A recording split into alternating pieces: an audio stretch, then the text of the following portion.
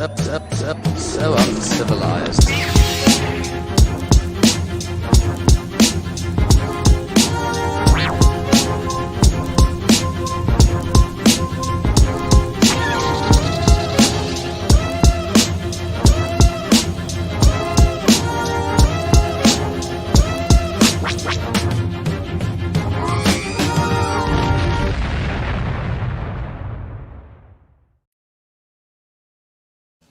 Greetings and welcome to the Uncivilized Scoundrels with me and my co-host Mario in the building.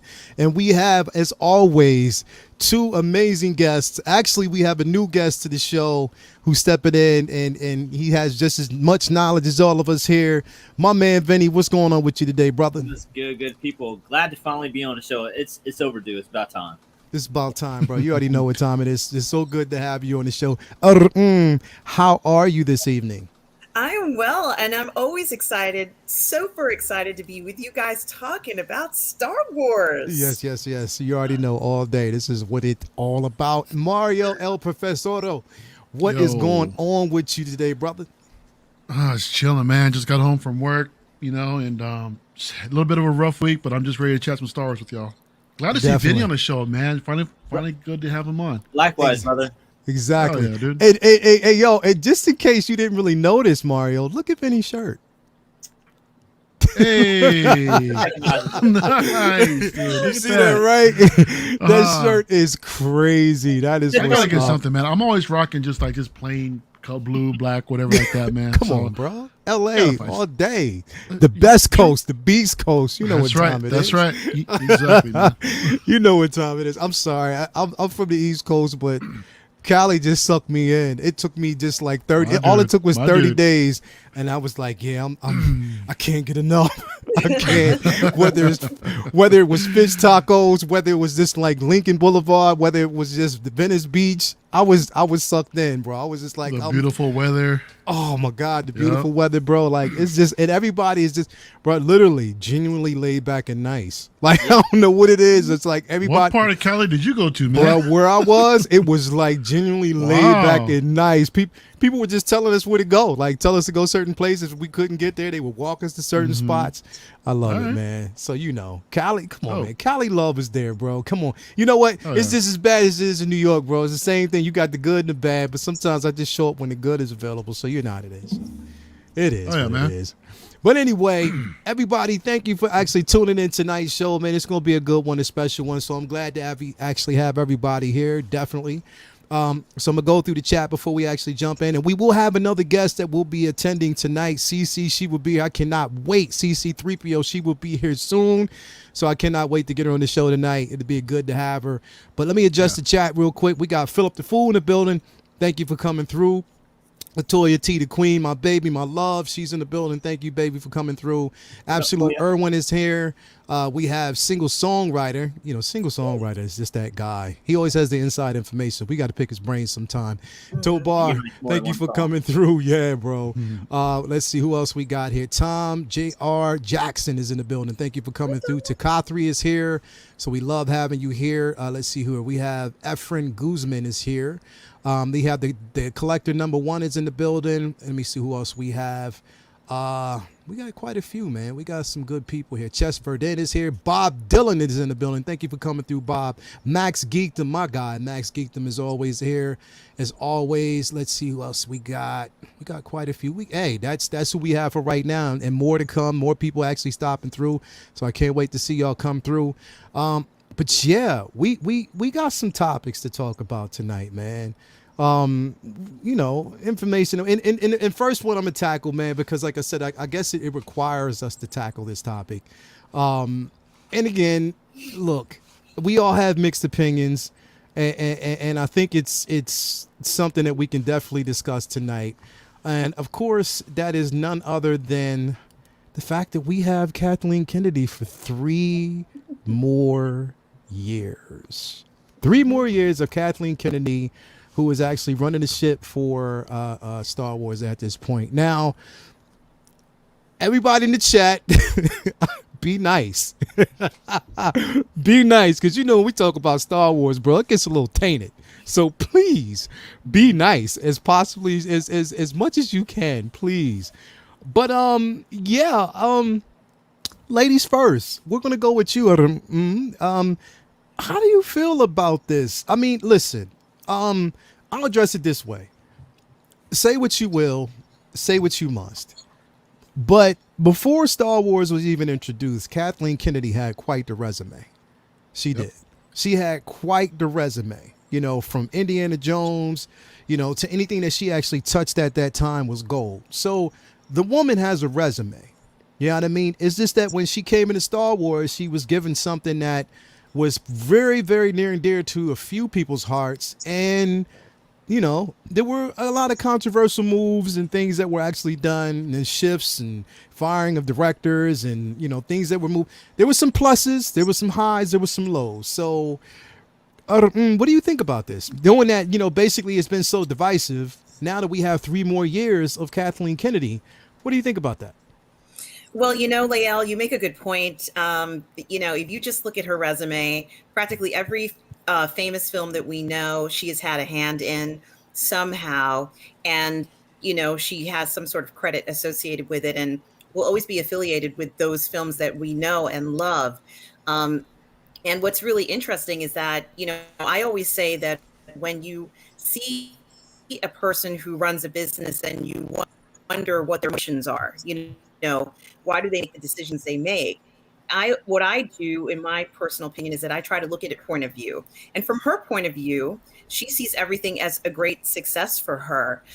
Even, you know, no one's career is 100% successful. However, if you look at the majority of her work, you know, she's looking at it as, you know, being a very successful career. And not only that, one other thing that's very important here is that she made specific decisions that she was happy with. So while, you know, it's possible and rightfully so that a good portion of the fandom may not have been terribly happy or satisfied with some of the decisions that were made, looking from her point of view, looking from Kathleen Kennedy's point of view, if this is what she wanted to go with and she accomplished it, then in her point of view, she's incredibly successful. And so, you know, as far as I'm looking at it from her point of view as getting the position, you know, handed to her by George Lucas, and then her going ahead and saying, I want to bring the franchise in a different direction and achieving that goal, she did it. She successfully did that. And that's what she wanted to do. And, you know, unfortunately, you know, there really wasn't anything anybody could do about it. And you just have to kind of look at it from her point of view. For her, this is a victory. And she's holding on. And even when she retires, she has these contracts that will keep her name alive and some of her wishes still granted as the franchise goes forward. So, you know, she's a staple, and, you know, she's always going to be there in some capacity or another, or, you know, her initial influence of how she thought that the Star Wars franchise should go in that particular direction. And for all practical purposes, if you look at those sequel films, it does look like Star Wars. It looks like the Star Wars universe. Some of the plot stuff that we, you know, may not be something that excites us or is what we thought should be appropriate. You know, it's true that may be in there for many of us. We may not have cared for that, but overall, the look of those films looks like a Star Wars franchise. And so while it captures the image of it, you know, there is a lot of soul searching in the sense of disappointments, or for some people, elations about so many different plot lines in these films. And not only that, the idea that, you know, this franchise, which is meant for all of us, it's all of us here. You know, this is our fandom. We don't care what your background is or where you come from. We are all, you know, part of this together as a community. So I think that a lot of times, some decisions that she may or may not have been involved in are seen as something that's meant to separate it. But I think that the fandom is a lot stronger and realizes that sometimes, you know, when we have franchise like this, even though we love the franchise, there's going to be disappointments. And I always look back at the prequels and how some of us, not all of us, some of us were not that satisfied with it. You know, so there were certain things that we might have liked to have changed in those prequels. And so I kind of am looking at the sequels in that regard. Now, I think it is very important to note that I understand how people in the fandom feel about this, but, you know, she's here to stay. And, I really don't see her leaving. And, it's just the reality of the situation. For the most part, I feel like the live action series have been okay. And I'm just going to try and stay positive for any other movies that are coming up, gentlemen, because I want them to be a success. And, we can see just by what's been happening that there are, for some people, successes and for some people, failures. I just want to keep the positive note on it. She's here and she is going to continue to make decisions that may seem to be somewhat askew of what many of us would like. But, looking at it from her point of view, she sees herself as a very successful executive, or CEO or whatever you want to call her. And, she's going to continue with this path. Okay. Good points. Some good points. Definitely some good points and well received. Vinny, what you think, man? I think that it'd be very conflicting if my wife gambled away our life savings on Monday and I hated her guts and was so disappointed in figuring out where we're going to live on Tuesday. But then on Tuesday, she tells me that she won $1 million gambling what little scraps that she had left. And then now I have to figure out what's Wednesday going to bring. She was in charge with the biggest letdown in the past 20 years for a lot of fans. And she didn't make sure that the sequel trilogy that was so important to so many of us was led in the right direction, because there's could have been mistakes that were avoided if there was better planning and preparation before the films were put together.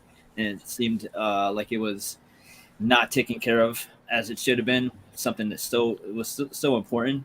And then, a few years later, she's technically in charge while they roll out the most successful thing Star Wars has done since '83.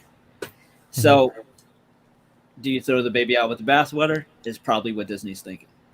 So, I mean, like, I'm sure they figure in their mind, she's leaving Disney Plus well alone and letting Favreau and Filoni and them handle it and take care of what they need to, and that's running smooth, and that is their bread and butter right now.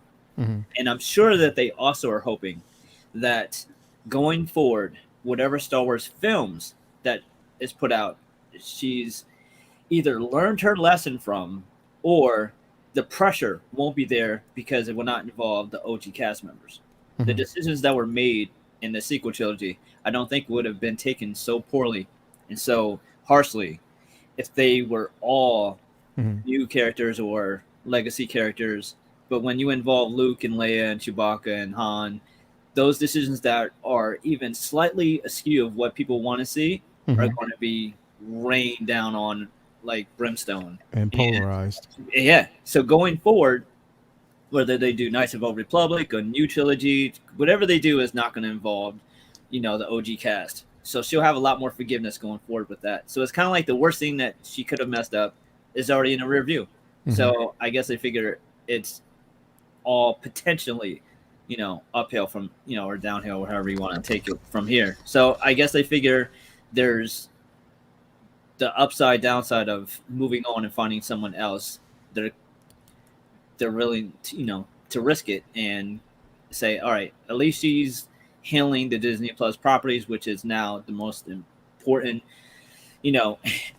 focus of direction, and they can, manage the films when they come around and deal with that, cross that bridge when they come to it. So it's disappointing for fans who wanted to see, I don't know, Favreau or somebody take over and have oversee due to the films what he's done for Mandalorian. But I guess for a lot of us, as long as he's, letting the creators take care of what they need to take care of on those shows, then, we're good, and we'll deal with the movies when they get here, which could be 5 years from now for the way it's going. Yeah, you're on to something there. But you know what? To be quite honest, if it's 5 years, as well as if it's done well, I can wait. if it takes 5 years for them to realize that maybe they need an outline before they start filming, then 5 years it is. Exactly. My man, El Profesoro, bro. I mean, I know you have some thoughts about this, bro. How you feel, man? Look, I got to give credit where credit is due, first of Yeah. all. I mean, I'm looking at her resume, and she does have quite the resume. She's Yeah. had her hand in the Gremlins, the Back to the Future Yes. trilogy, the Indiana Jones trilogy, Yes.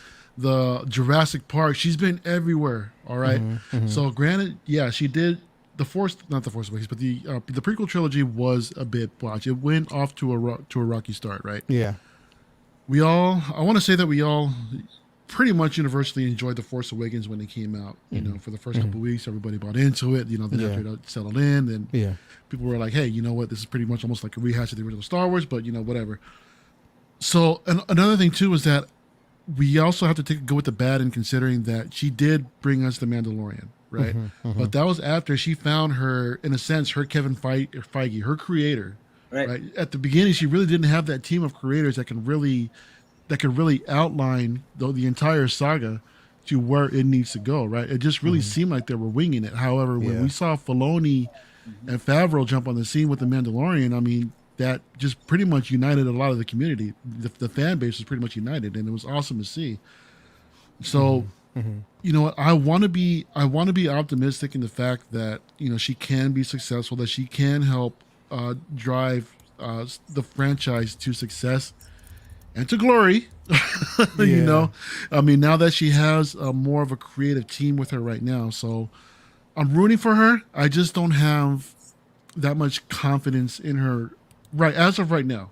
Yeah. You know, I hope that she proves me wrong or proves me wrong. Otherwise, you know, considering that Kenobi's coming out, Andor's coming out, along with a few other shows. One of the things that also bothered me was the fact that the whole scheduling conflicts with her producers. With her directors. She hires directors for a project, and then suddenly, after a while, they suddenly have conflicts of interest, which basically meant they couldn't agree on a script or what have you. We just saw this recently with Patty Jenkins, you know, and the Rogue Squadron, which was a little bit, you know, disappointing because I personally was looking forward to something like that. Yeah. You know, guys.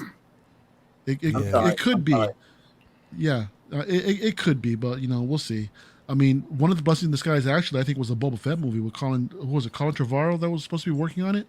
Now that we actually got the Book of Boba coming out, I mean, that we'll see how that goes. So It maybe kind of that fills was that all for the void a best at little the bit. time. Yeah. Exactly. You know, so I'm hoping for the best, and I really, really wish her success. So another 3 more years, we'll see what happens, man.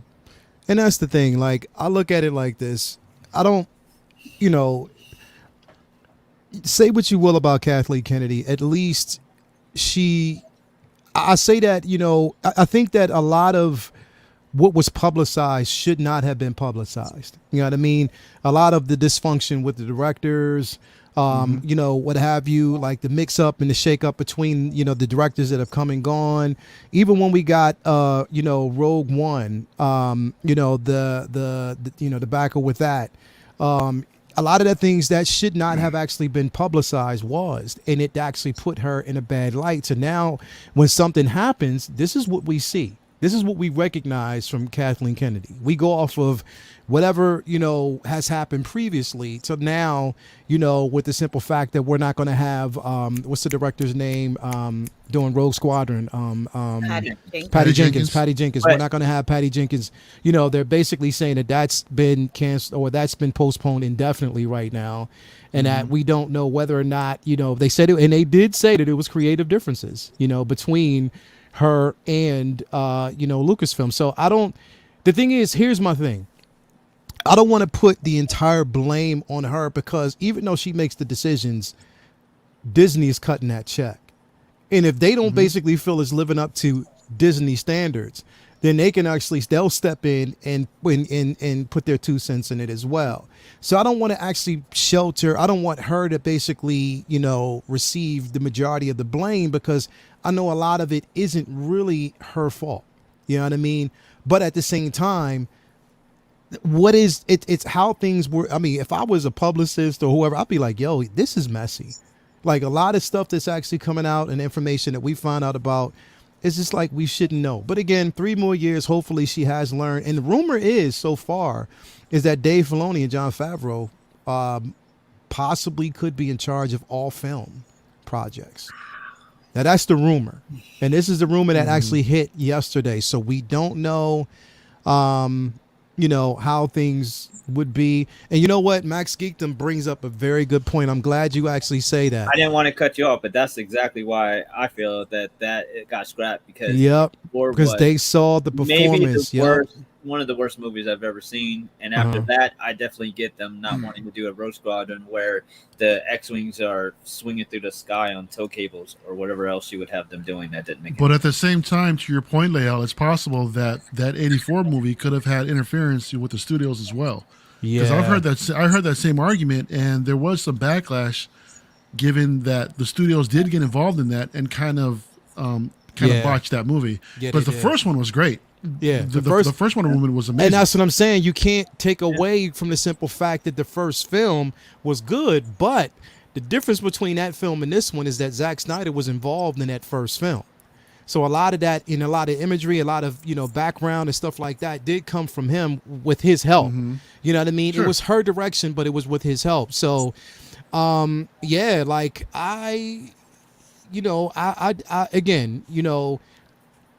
like we've all said, we hope for the best for the next 3 years. We hope that, everything that comes out, with her, can be great, that we can get some good material. And the thing is, I want to wish, because if anything, we're getting some Star Wars material. That's what I'm happy about.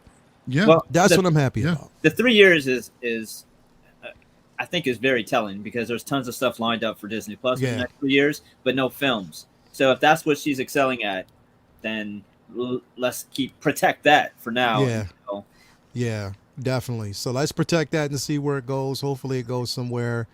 But I'm super happy about it. So we'll see. Yeah. And I think there's also so much that we don't know. Just because she technically is the president and CEO, she's automatically going to take the blame. Already just because she's the face of that company. She's the face. Exactly. So exactly. That's the bottom line. We don't have all the the details, behind the scenes of what could have happened. Yep, you're right. 100% so automatically right. she's going to take that blame. 100% right. We don't know. So I guess we got to see. One thing is being the boss. You get all the credit, all the blame. Exactly. That's the cost of being the boss, bro. And that's the thing. Is like a lot of people are saying, "Yo, one of her biggest mistakes was hiring J.J. Abrams." That's to be debated. That's anyway. That's in the rearview mirror now. Let's move it forward. Let's push that out of the way. Exactly.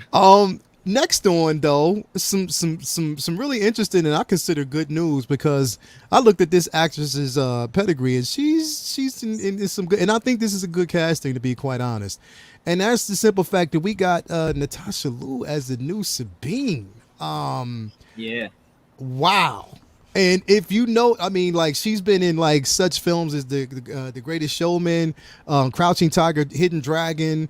She's been in a couple of different films, successful films. And I think that they picked her for a specific reason, and I think that she could pull it off.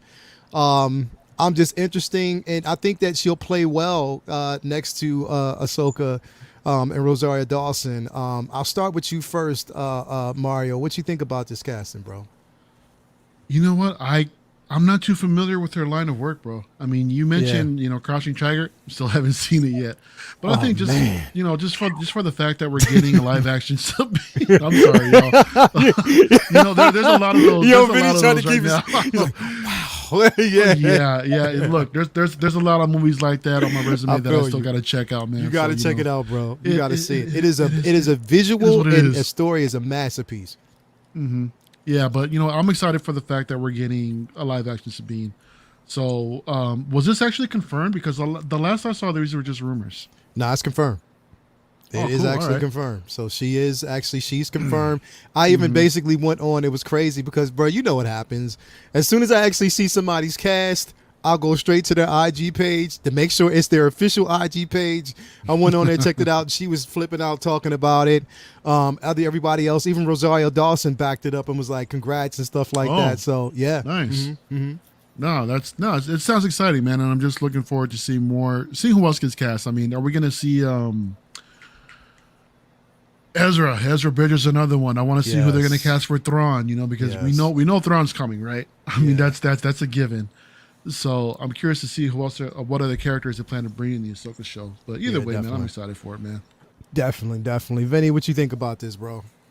I mean, it's a character that combines two of the things I love the most. It's Star Wars, martial arts, and art. Mm-hmm. I mean, she was one of my favorite characters on Rebels because it infused art in everything she did. I mean, like she was so much of Star Wars is set in this like in a way sometimes post-apocalyptic, and there's so little vibrance sometimes in some of their settings, and she made sure everywhere she goes, whether it was on her suit or in her room or on the ship, she was spreading her art and creativity, and I love that. And I love her the Crouching Tiger, Hidden Dragon is a masterpiece. Yeah. And I mean there's so much to look forward to with Ahsoka. It's like it's one of those shows that it's a too good to be true type of show for me, because it's something I just really thought that we would never do. I always felt like it was one of the things that the fans love, but the suits didn't agree. And I feel like the tide has definitely turned on that, and now we're getting this Rebel stuff too. And I was late to the party with Rebels, and I binged everything last winter. Crazy, right? It was just Phenomenal. It just blew my mind. Like, yeah. I guess maybe back when it first came out, I didn't really dig the art style, maybe. And after a few episodes, all that goes away, and you I just fell in love with it. Everything about it just so crazy. Such an amazing arc, and it's just incredible writing, because at face value, none of the characters are truly like super compelling out the gate, and you just fall in love with all of their arcs as they go along. And Sabine, like, she's one of the greatest characters on the show, and and it ties into so many different things that they're doing. And I don't know, I feel like we have some really special stuff to come from her in store. So I don't know a ton of her work outside of that, but I'm sure that everyone will soon. Yeah, I mean, she. I mean, look, she'll definitely bring some character to it. Yep. She'll bring element, and then, like I said, that inclusivity that we always want, with Star Wars, and they always basically bring it. Somebody said that she's going to make Sabine a babe, so I mean, I think she's going to kill it. I think basically she's going to kill it as a character. We just have to see how the chemistry works, but I'm just happy that we're getting a live action Sabine. Now we need a few more live action characters. One of the most important characters hasn't been announced yet. And I'm not even talking about Thrawn. I'm not talking about Ezra. You know who I'm talking about? No, but can I comment? Kanan's girl. Hera. Like, where's Hera, bro? Like, are we going to get that? What do you think? I think it's going to be the same lady who does the voiceover for Hera who's going to be cast as that. You think so? And I think that when Cara Dune's character suddenly was sort of, let's say, put on this side recently, let's say in the past 9 months, because she was the main focus, and then she went from being the main focus to not being such a strong focus. All of a sudden, there seemed to be an intention or a feeling for me that Hera's character has now become of greater significance, because she's a leader. She was a natural leader that we saw in the animated series. And now this is the perfect opportunity for her to come forward, along with, having her child, which she had, as you know, who could play a different role now in the series. And perhaps that was not something that they were planning on exploring in detail past the animated series, but now I could see it in live action. And I think it would be very interesting.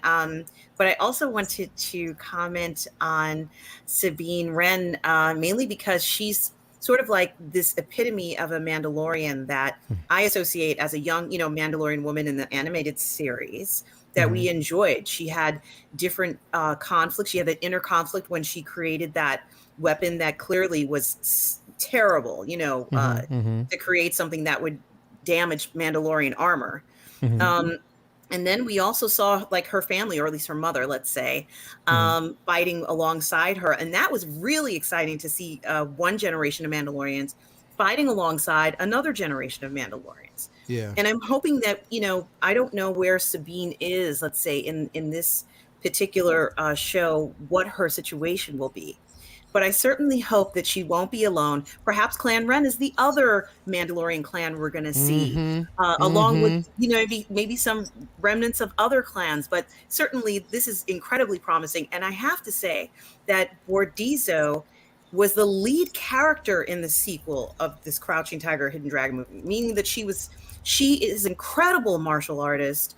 And I've seen that film several times. She's a beautiful technique. I think she's going to bring that feistiness and the intensity that we need for Sabine, because it's true that Sabine is a very talented artist, but she's also a hardcore fighter. And we want to see her, cracking skulls and doing whatever she has to do to bring Sabine alive. Sabine is very strong. She is, we haven't seen the best of Sabine yet. And even what we saw as her as a young woman was just scratching the surface of her capabilities. So I think that Bordizi is going to be an incredible force in this character. And I'm just, we don't always have to have somebody who knows how to do martial arts to play a role. I know that.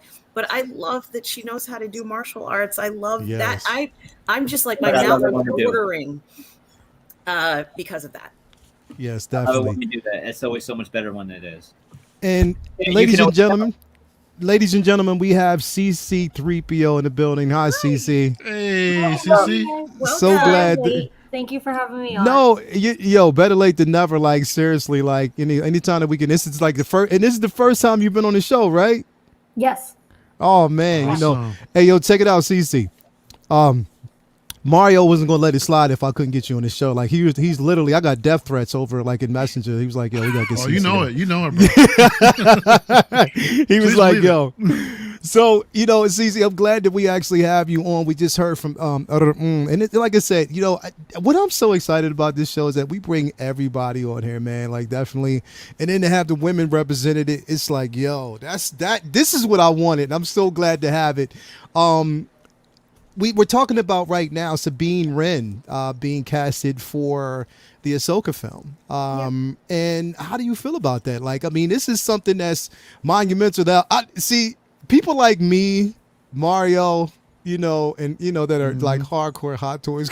Like, so we already know where our mind goes. It's like, yo, as soon as that figure's released, it's mine. It's on. Like, it's mine.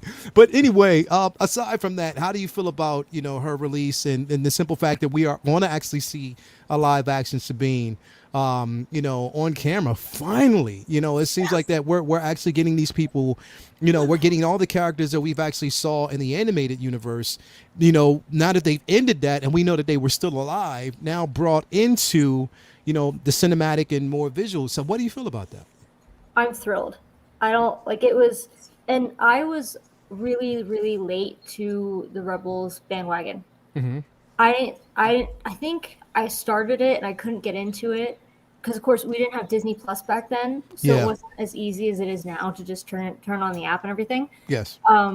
And it wasn't until I heard whispers about Thrawn appearing on the show that I was like, oh, I have to catch up on this. And I think it's underrated.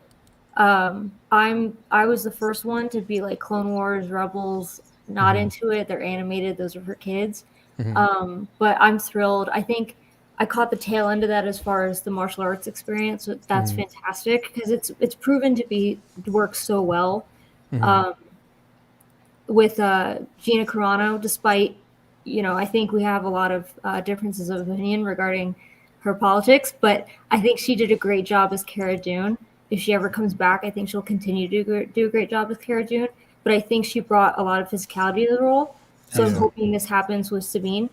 And you're talking about Hot Toys and how excited you are about what kind of Hot Toys we'll get. I'm excited about the props. I was like Rebels. I love the helmets, and especially Sabine was an artist. So she loves art and art prints and props. I was looking at someone made a replica of Ezra's like scout trooper helmet that get painted with like a lot of the orange tones. That's the kind of stuff I would love to see people making.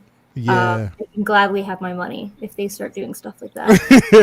Definitely. Yeah, it's so much vibrance to the universe and Star Wars universe. Yes. And I hope, and I really hope that they explore that aspect of her in on in the show, the artistic value of her, like how, because she's an amazing artist. Yep. You know what I mean? So I hope they basically explore that. And just like I said, it just made the story so much more vibrant. So yeah, I'm super duper happy about this Hot Toys.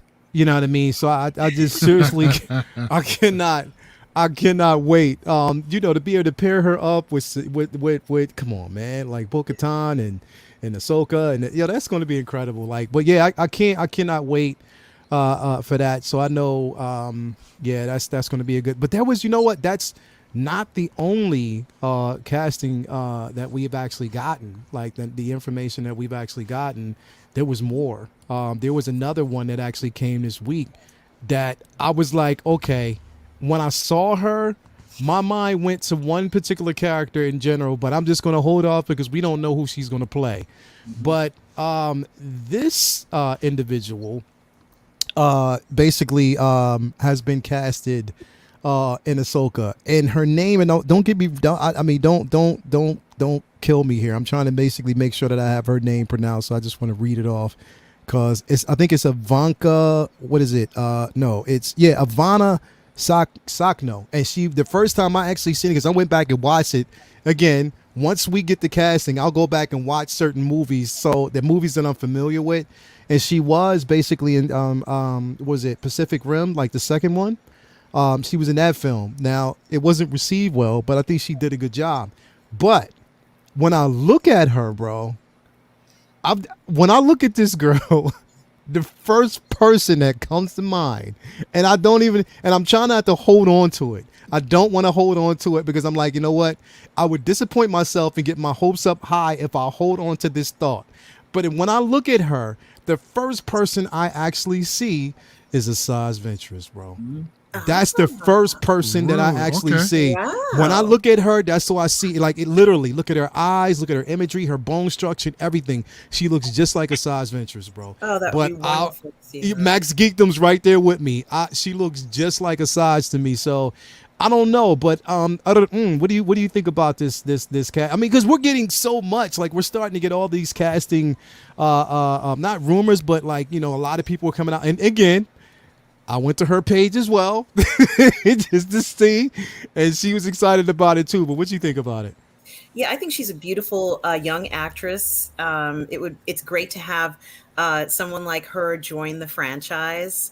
And Ahsoka is going to be somebody who brings a lot of fighters together. I mean, we just happened to see her in The Mandalorian, where she was a bit on her own while she was helping that planet out. But I have a feeling that Ahsoka is more like what we would see in Rebels, where she's part of a group. And we didn't get a chance to see that, but we're going to see it in live action finally. And there's going to be a lot of people around her, a lot of supporters, and a lot of people who are going to be looking to her to be a leader, which perhaps in the animated series, it wasn't entirely apparent, but Ahsoka has the ability to lead. So, with all of her training, leading squadrons of clones and, all sorts of involvements, diplomacy that she's been involved in, I have great expectations to see her take that sort of responsibility and guide other characters. And if it is Asajj Ventress, of course, this is sort of going to be, I'm not quite sure where this falls in the timeline, but I can't help but thinking of that arc where Asajj ends up helping her. And Asajj is one of the most fascinating characters in the Star Wars franchise. She is skilled, cunning. She has the ability to pretty much size up a situation in 5 seconds and make a decision and get out of there in enough time to save herself and to save others. And so I think her impact on the franchise, we've only seen just a part, but she was there for our girl Ahsoka, wasn't she? She plays a role at critical times in the series. And if this was Asajj Ventress and we finally get to see a Night Sister in live action, I would just be so thrilled for that. Oh my God, you and me both. Ladies first, as always. CC3PO, what do you think about this? I'm getting a little worried because if she is Asajj, I might be rooting for the girls this series. Even though I'm a huge Thrawn fan, I have a Yes. Thrawn tattoo. Like he's, Yeah. you know, like my second favorite character of all time. Mhm. Yeah, I might. But again, like I'd hate to get my hopes up and think she's Yep. Asajj. It Me would be too. Me if too. She's a character that we've never actually seen before. Mhm. Like I think I've read the Thrawn books, and there's a few different. Oh, I just thought she might be a character from one of the Thrawn books. That would be really cool. I don't want to say anything in case you haven't read them, but I think I know what you're talking about. if like she was an ally of the Empire or of Thrawn, like one of those niche characters that you wouldn't really know unless you read the books, that would be really, really interesting. Yes. But there's also certain aspects to like the Chiss culture that I think she could play a part in if she is a major player, Yes. and not just, you know, like a supporting character. Yes. So yeah, there's a lot of possibilities swirling in my head. Again, with Asajj, I don't know where it fits in the timeline. I know there was a canon book that came out like right after Disney kind of retconned everything Yeah. that expanded the story on Asajj, and I don't know where that fits in, if it would actually work with his timeline. Yeah. But yeah, Yeah. with all these female castings, I might have to choose a side with this series. Ray C brings up to something too, but here's the thing, and CC, you bring up something that's really important, is that where it fits in the timeline and whether or not it's canon or not, because we do know that initially the story was she died. I don't want to say anything in case I was that you know that person who's No, you but- could say it. You could definitely. So initially, and then somebody else basically brought up a point. Well, she could be a Asajj Ventress or Roy Singh. Roy Singh died as well. So we don't, you know, if they, I don't know, because the thing is though, Roy Singh was actually mentioned in Solo, and she was killed. You know what I mean? So that, I don't think they would actually go that route unless they do something that we don't know about, or maybe, I don't know, or death was faked. But Asajj as well, like maybe they might rewrite that story. It would, you know, make sense, you know, if they did so. But I'll be all for it, because I do want to see it. I've always wanted to see a live action Asajj. Like, she's one of my favorite characters. But yeah, like, you know, thank you for that. Like, because you bring up some very interesting points, like, especially with the books. Like, I didn't want to mention it. I know which one you're talking about, because it's a good book, like really good. Yeah. And her story is just so pivotal. Like, she has like, yeah, I just want this character fleshed out. Before I let you go though, bro, like seriously, you gotta stop coming on the show with these fades, bro. Like, your fades be on point. Like, you always coming up with something.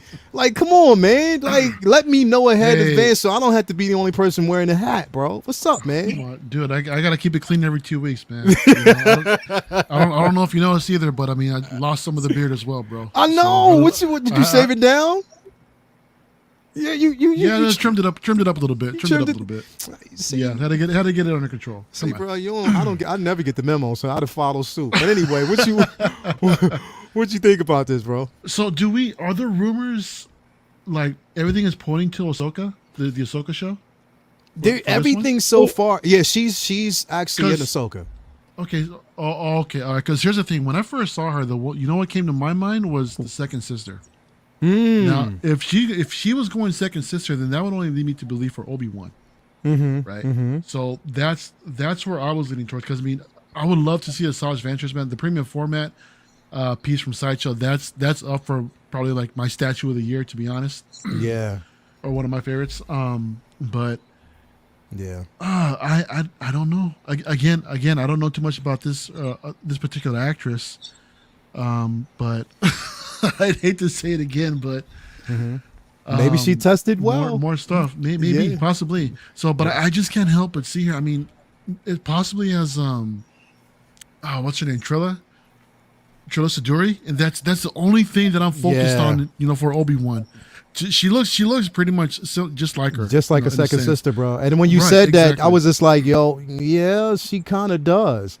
Yeah, So she that's why I really was wondering does. whether or not. That's why I was wondering whether or not if this was actually confirmed. Well, not really confirmed, but if all the rumors are actually leading towards the Ahsoka show. This was confirmed for Ahsoka. So she was Okay, affirmed. all right. But and the thing is, like, again, look, we already know how Disney does it. You know, we think it's one way and it's something totally different. It could be, you know, they might be casting her a totally different way, or totally like just a throwaway character, which I hope they don't, because like I said, just looking at her, she has a lot of presence right now.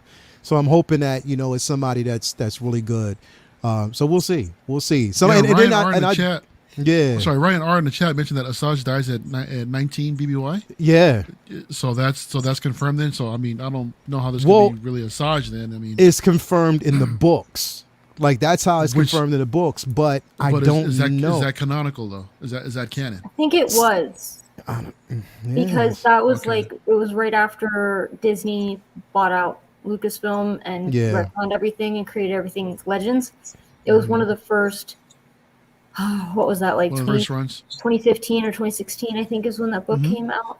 Yeah. Okay. But I mean, I think they've certainly, you know, something I was thinking about today. I decided, instead of like watching something new or you know, something that everyone's been talking about that I need to catch up on, I didn't. I rewatched Mandalorian, and nice. One of the things that I remembered was the end of Mandalorian with the Darksaber. Yeah. Well, it's like they had totally different rules for that in Rebels. Yep. But then in Mando, they go back to what it used to be, where it's like you have to win it in a battle. You can't just have it handed to you. So it wouldn't surprise me if they decided that she didn't really die. That she didn't pass. Death, or it doesn't. That hey, that if we get exactly, and if we get back, come on, man. How many times has Maul died and come back? You know what I mean? If Maul can come back and live after being sliced in half, bro, like, come on, man. Like, but do you guys really want to see that again, though? I mean, do you with really another want to see Maul the character that? Well, not Maul in general, but I'm talking about the same scenario. Yeah. I mean, not the majority of the fans know if she's dead or not. Yeah. But for those that know, would you really want to see her resurrected as something else? I mean, I personally wouldn't. For all we know, because this is the thing about us fans, we get all excited for the possibilities, and then she ends up being like, I don't know, like a janitor on something. A throwaway character, exactly, like at a cantina or something like that, you know. Yeah. So, but who knows, man? We'll see what happens when it happens. Yeah, definitely. So Vinny, Man with the Room, do you think? Are you a fan of her work? Speaking of Man in the Room, I'm not going to say her name out loud because I don't want to get canceled, and you can pronounce it a very wrong way. So I'm just going to call her Asajj instead of her government name. Yeah. When you read it again, you'll get what I'm talking about. But look at these cheekbones, man. That's Asajj. Yeah. That if that ain't Tartakovsky Asajj, I don't know what is. I definitely agree that is a strong possibility of the casting, like wish list of who could play her. I mean, with a shaved head, that's Asajj. Like her bone structure and face, that's her face. I mean, so I definitely see how that is the going theory that's who she's going to be. As far as the death in the canon or books, like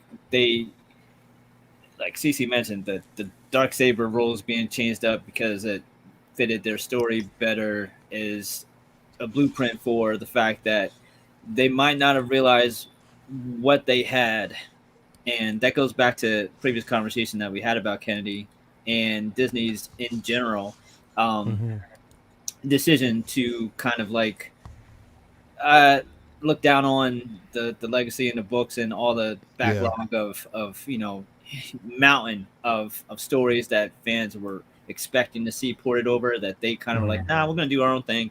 And then as soon as they kind of like tipped the iceberg of stuff that people were excited for in the books, all the fans came back. So I think Disney and Kennedy's eyes might have been opened up a little bit as far as what we want to see. And if changing some things that they had previously had declared and they backtrack a little bit on it,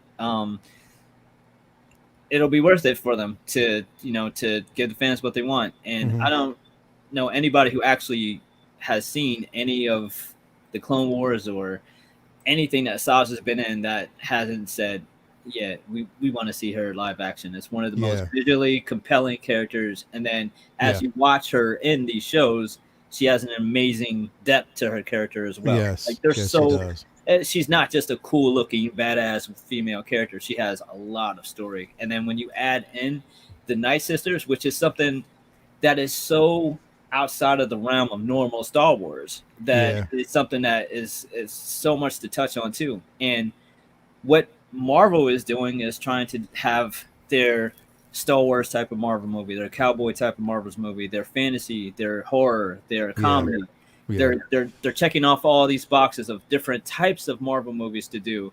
And I think Star Wars eventually might go down that list. So I don't see it as so far-fetched that we get a kind of horror type of Star Wars movie and they do something with the Scott and the Night Sisters. That'd be incredible. We're supposed to get the Acolytes.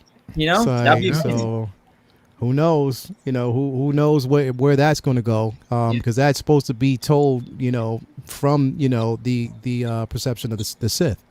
So I can't wait. That's one of the shows I cannot wait for. So I don't know. We'll see. But I think one of my biggest, another one of my biggest disappointments, you know, pretty much right now, is the simple fact that, you know, one of the shows that I would have loved to see doesn't look like it's happening right now, that it's ever going to happen. And I don't know if it's going to go in that direction. So Rangers of the New Republic. I don't think it was ever going to happen. I mean, here's my thing. Say what you will about, you know, the whole, you know, Cara Dune situation. And, you know, say what you will about the actress and stuff like that. Cara Dune was a very compelling character. I loved her arc.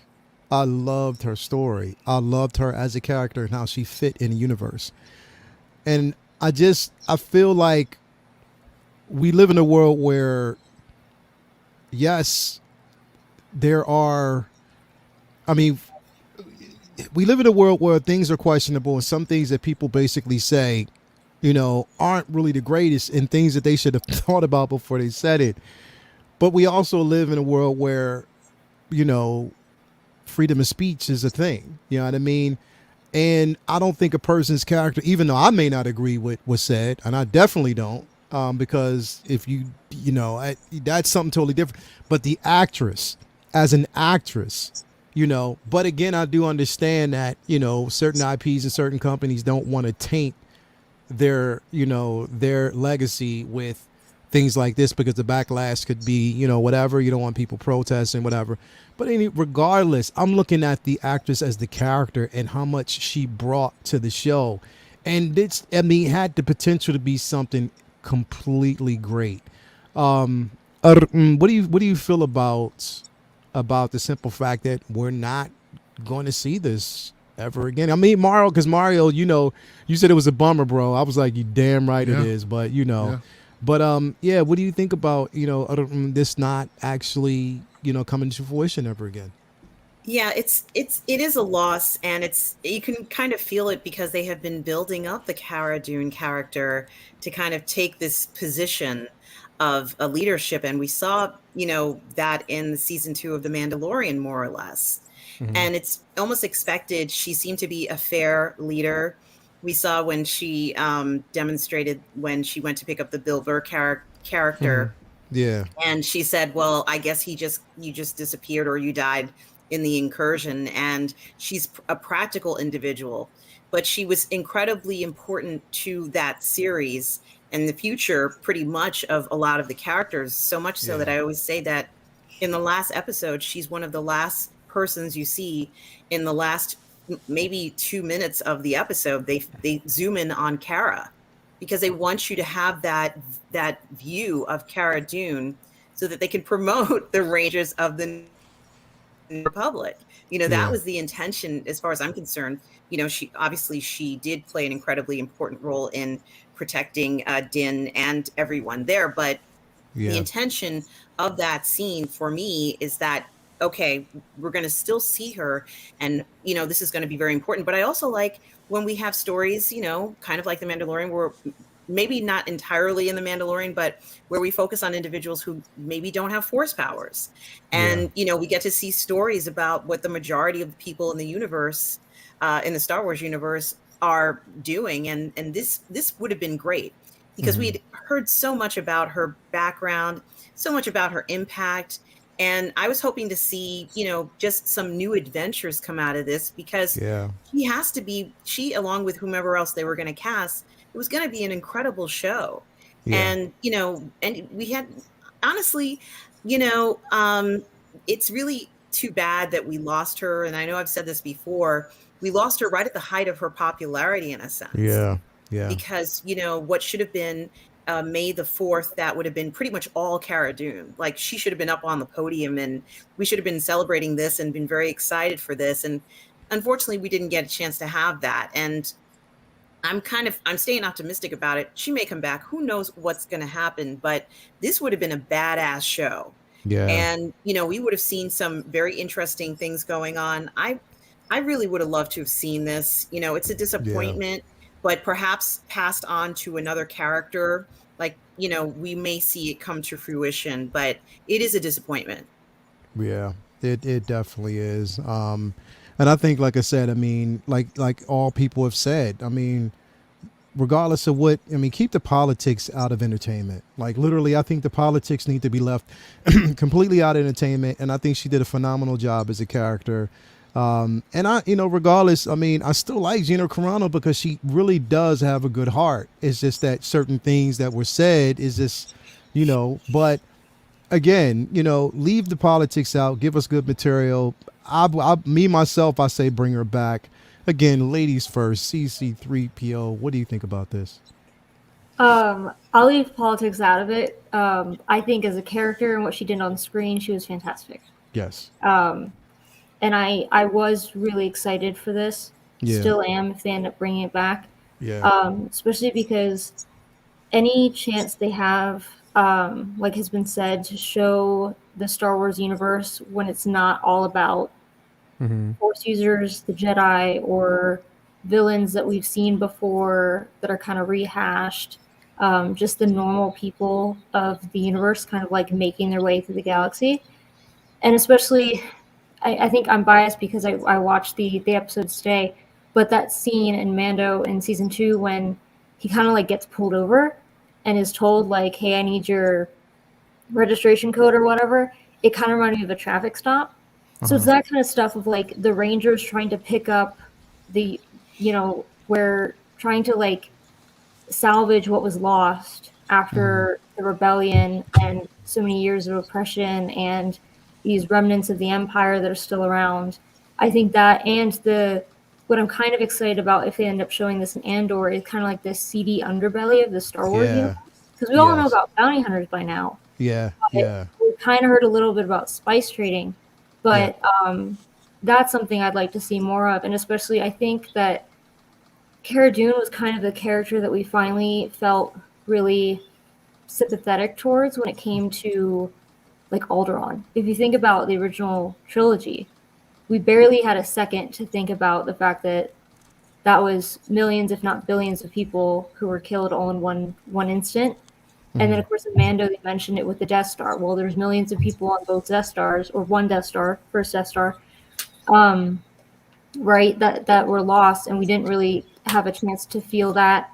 Stormtroopers are very anonymous, so there's been a lot of loss that we haven't really put a face to, and I think she could have been a better face of that grief about Alderaan than maybe Leia even, because we didn't get a chance to see that kind of fleshed out with Leia, unless, of course, it was in the books. And of course, she didn't get the send-off she deserved in the sequel trilogy, of course. Yeah. So I think I would have. She had a better, more sympathetic story in just those few moments in Mandalorian than I think most characters have over several movies. Yeah. So I think that's a shame if we don't get to see something like that ever again. Right. Definitely right. I definitely do agree with that, man. Like I said, she had so much. I don't know. I just loved the character. I just loved it so much. I loved her presence in the show, and just the chemistry that she had, that they all had as a group. Like, I just think it was needed, and it was just well received, and it was a bummer when, Everybody said yes, agreed. CC3PO. See, CC be on point. Y'all don't know. Y'all gonna find out. CC be on point. But yeah, like that's just how it be. But yeah, Mario, what do you think, man? Yeah, it's hard to follow up, what these two said. I know, right? now. CC drop knowledge. Drop knowledge. It's like, yo, what space do we have in this? Right here? Seriously, ahead, man. Let's just hand over the show. What do you guys think? Okay, so I think we're all in agreement on how much we really enjoy the character and her presence and all that, right? And how critical she was in the role. Yeah. How do you guys feel about the idea of recasting the character if she's that important to us? I mean, other than hey, it's a new actress, but we still get that same essence of the character, in general. I mean, how do you guys feel about that? Nope. If it's 20 years later and she's an older woman, maybe. Yeah. No, I think the appeal of Cara Dune was Gina Carano's physique. Yeah, right. Gina Carano was one of my early picks to be Wonder Woman because she would have, from simply walking on screen, looked like, okay, of course, there's Diana. And so her on the show, you didn't have to, all right, without getting like political or the way things have been with certain ideas and things that have come across, you didn't have to feel like, oh, they're just trying to give us a strong female character. Like she clearly could kick anyone's ass. And you didn't have to just say that they were just making a strong character for the women. She was physically imposing. Like she was an incredible backstory for her character too. Like you could tell, like clearly she was a soldier the way she carried herself. So I think she was such a great character. Really tough to replace. It's really disappointing how everything happened with that. It's one of those things where I completely feel like, as people, we should be able to say whatever the hell we want to say. However, there's consequences to that. Exactly. If you work at Verizon, there's probably stuff that they're going to check your Facebook when you work there, and you can't just say whatever you want. So the same goes when you're the face of a franchise. And they gave her every opportunity to say, look, this may not be fair, but this is how we play here. And if you play ball, not only will you not get fired, we got a show for you. And she was like, I don't care. She put her beliefs and opinions that she could have tweeted all she wanted in 5 years when the show was done ahead of being the face of a new Disney Plus show, and that could have propelled and skyrocketed her career. And that sucks for us, but for her, good for her, because clearly she did what was important to her. Because I know that I've been in a situation where I felt like I could do what I'm supposed to do. I could do what other people think I'm supposed to do, or I could do what I feel like. Like Obi-Wan said, you must do what you feel is right, of course, right? So she did what was right for her, because maybe if she shut up and put Twitter away and just did her job, every day would have been hell for her because she couldn't feel like she was being herself. Yeah. So that's unfortunate, and it's unfortunate that we have such a insight into every single thought with the way social media is, but that's a whole nother can of worms. And but that's their policy, and she knew it and had a lot of chances, and she decided that was what was more important. And it's a bummer because she was an amazing character. I would have loved to see a Rangers of the New Republic show because of that episode that CC was talking about. I mean, it's like cops now. Like they're cops now, and it's such a great twist. Like instead of being these rebels trying to take over, it's like, oh shit, we won. Now we got to be, in charge and tell people not to, do illegal stuff. And now we're the police, we're the empire, and it's a interesting dynamic. I also would have liked to see flashbacks of Alderaan, and I would have loved to see more of what's his name, Captain Tiva, the Asian Republic who had tried to recruit her. And I want to see more amazing questions from him, like, did you lose anyone? The whole planet blew up. I think she lost some people. I mean, lost everyone. Yeah, like everyone lost everyone. What do you mean, did you lose anyone? Yeah. But if there's any scene, I think that, to me, because I was thinking about it when the news first broke, I was not too heartbroken. But of course, rewatching Mando, the scene in was it the second to last episode when she shoots that guy in the face, the pilot? Yeah. She earned a show right there. Yep. And I think that's what, like, all around, this is a really disappointing situation. Right. And I hope they Yeah, I hope they pick up the pieces and they realize that It's this a is double-edged something sword, missing. and it's a little frustrating because I completely don't agree with her politics. However, it's odd because like Chris Evans can be on Twitter but he's a liberal and he can say whatever he wants about Trump and he doesn't get in trouble.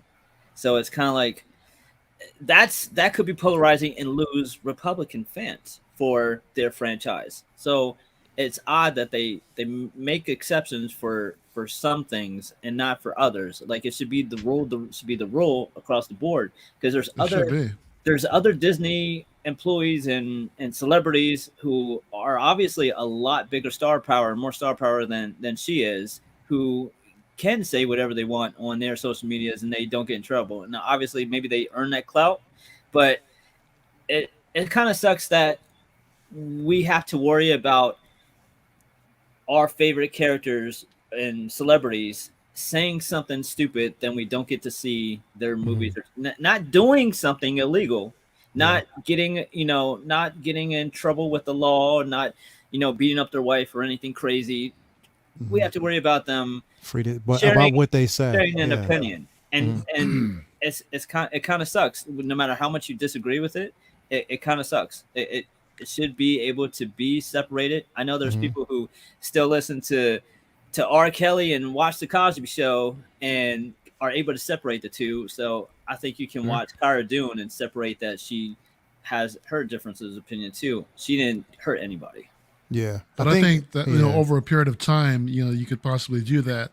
But just given the fact too that we're not going to be able to see her finish off her role in the third season of The Mandalorian, the third season, and possibly the final season, right? The series finale, actually. So that's a bit of a bummer in itself. Yeah. I mean, the show, I mean, to be honest, I wasn't really too excited about this show to begin with. So I really don't know what they could have done with it. I'm excited for the idea of any Star Wars show, but this one in particular, I mean, it was like, I'm not that too bummed out either way that we lost it. It sucks. People are out of work and this and that, but I'm sure that's why also that I feel like I don't think I would mind a recast. I totally get what everybody is saying, but if I want to see this character actually finish out her story, especially in the final season of The Mandalorian, please recast. Recast it, because there's so much like what CC mentioned. There's so much back history with her being from Alderaan and being a rebel shock trooper as well. I didn't know that was a thing. A rebel shock trooper. I thought that was only like for the Empire only or Imperial. So that's another thing I thought was pretty cool too. That she has her tattoos for the being a rebel shock trooper as well. It also tied a lot of stories together because there's a lot of times where they referenced her actually being on missions. Like for instance, when Moff Gideon would set up a weapon, and she's like, "Oh, that's a such and such because of her military experience." So she was kind of in a way a guide. A-Web, yeah. Mm-hmm. Yep. I think the same way that Bill Burr's character was fantastic in that regard. Yeah, I think they both, especially being the same, they kind of fleshed it out at the same time in the second season of Mandalorian, where it's like he was an Imperial and he clearly had some issues from his time and like the people he lost. Right. I think they did a great job of making it not so much a anonymous struggle. We know the heroes, but we don't know. Right. We know some characters, some major characters who have died, but you can't grieve that for long in something like an animated series or a movie. So with a TV series like this and how much time and effort they've put into it, I think you have a better chance of really feeling for a character's loss. Exactly. Yeah. I think sometimes we just care about the people running around with lightsabers, and there's a lot more people in this world. There's a lot more, and I think the biggest thing about it, to me, now granted, what really got her, I think the straw that broke the camel's back for Disney is the comparison to the Holocaust that she made. That was the one that really, I guess, struck a nerve. It's Hollywood. And it's Hollywood. And you discounted the Holocaust. Exactly. And that's the thing is like when you do certain things, you make that comment, even though her comparison was to, just the treatment and I guess of how she's trying to relate that to modern times. And I think it was just a bad analogy. Her doing that was terrible. But yes, she was basically warned, like someone said, she was warned several times by Disney and they gave her a chance. But again, I mean, it is what they say and what these people's look. It's the publicist's job to say, look, I think you might want to scale too. back. Yeah. Or anyone who loves this woman, honestly. Like, yeah. if I wanted to tweet something like that out and someone who loves me knew I was going to do that beforehand, they'd be like, girl, what are you thinking? Yeah. Like, think about your livelihood. Think about your career. Think about how people are going to see you.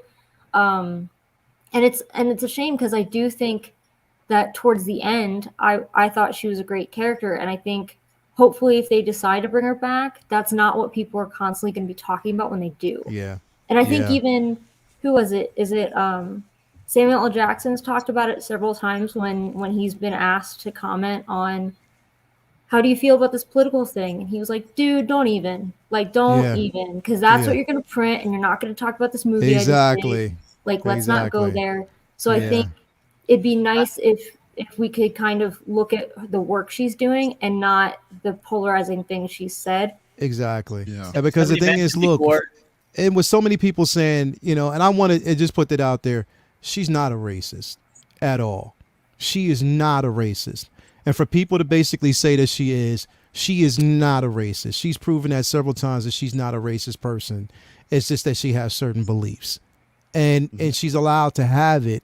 It's just that it may be polarizing for a lot of people. I may not agree with what she said. I don't. But at the same time, like what Jetta said, I can care less about what these actors say. Like I could care less what they say and what they say out in the public and all that. That's fine. Because sometimes half the shit that they say is to get another job. They use that topic as a vehicle to get another opportunity. I can care less. Just give me a dope storyline, portray the character the way it should be portrayed, and let's just walk away after that. And I think that those two things should be separated.